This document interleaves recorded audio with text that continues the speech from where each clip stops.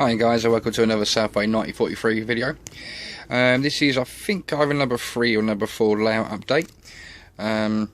What I've been up to recently in the past month or so is, as you know from one of my other videos, you've seen the construction of this bridge unit. I've also gone and bought the ramp that goes down to there, which will go down to a little scrapyard, or I haven't worked out what there's going to be something down there. I haven't worked out what it's going to be yet, but as you can see, I've extended that bit. Got to get hold of the retaining walls now and start along this way on both sections.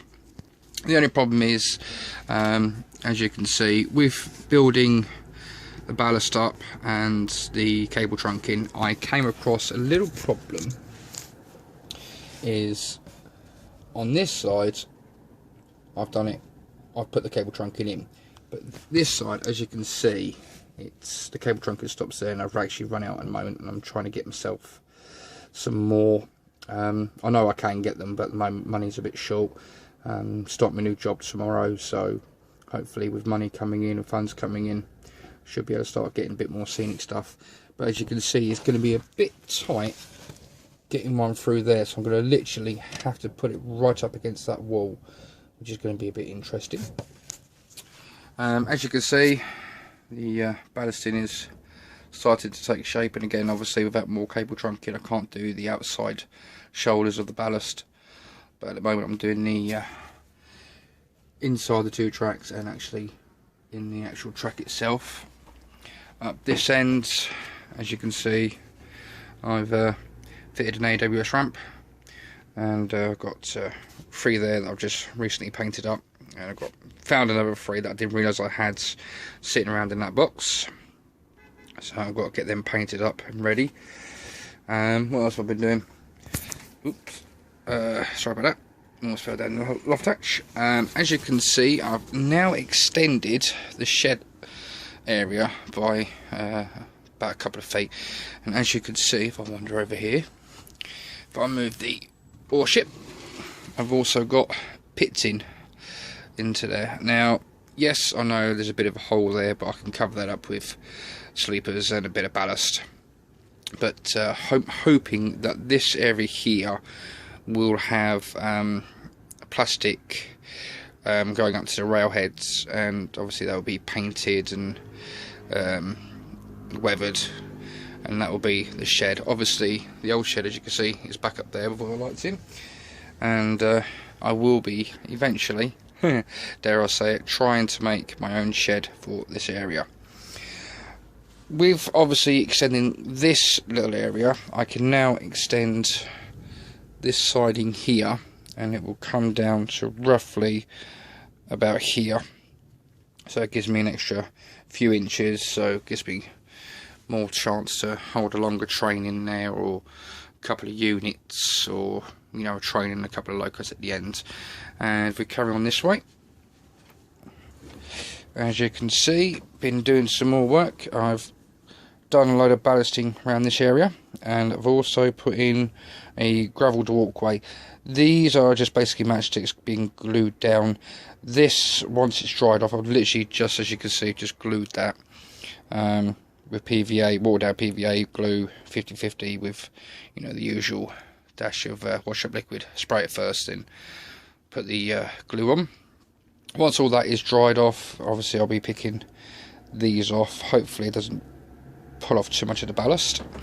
Also, as you guys know, I did have an exhibition layout, wasn't happy with it, so I completely dismantled it, and I had these on the exhibition layout, which I managed to get off, and don't know what you think, but I think they, for a couple of fueling points, I think they've fitted in quite well there. Actually, I've worked my track work pretty well to fit them in. Obviously, yes, this has been weathered. By the way, that this side here, as you can see, is wet from the water from the spray bowl. As you can see, there are grey patches where I've taken off pallets and oil drums. I'm going to probably repaint them up a little bit, touch them up, and then put some more bits and bobs in onto there to make it a bit more realistic.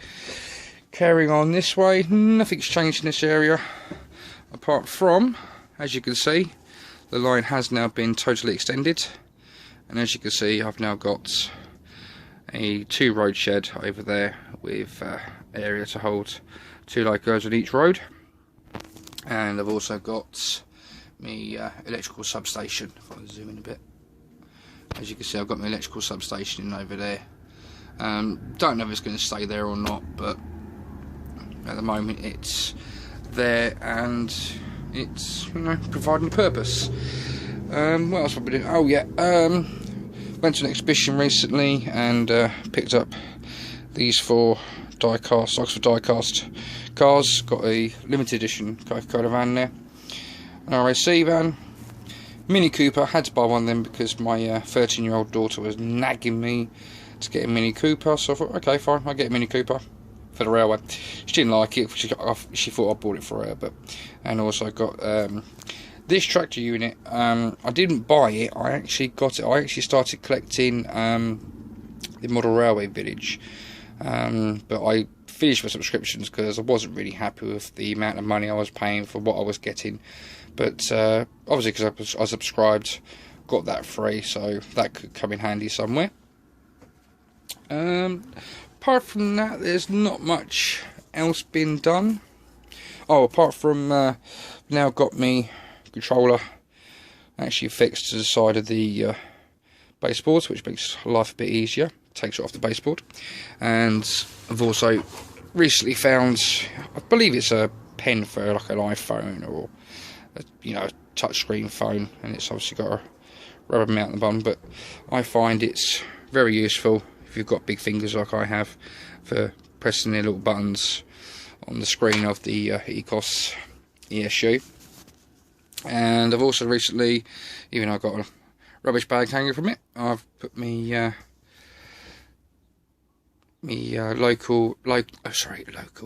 loco programming track onto the railway. That end is still a junkyard at the moment. Still haven't made up my mind whether that tunnel section is going to stay there or not, but that's to see what carries on.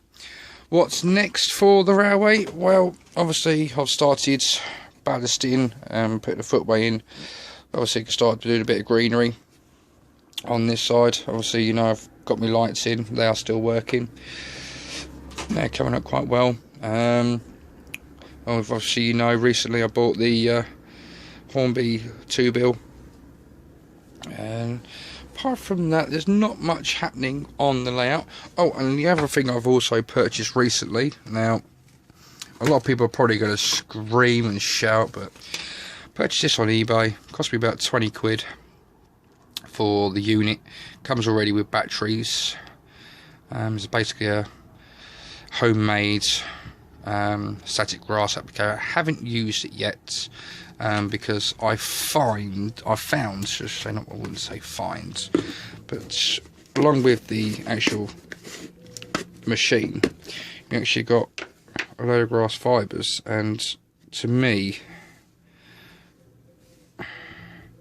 that looks very, very small, and when it does go through the material, I mean, I did do a practice run, I personally think it is just too small for the static to get onto it, static electricity to get onto it, and I've got to get some longer fibres. I'll probably go for about 4mm or 6mm, but I've got some static grass, so I can have a practice around with it. But apart from that, there's not much progress at the moment. So hope you like the little mini progress report, and if you do like what you see, got any suggestions, then please feel free to leave a comment, and if you like the channel, please subscribe. Thanks very much. Cheers. Bye bye.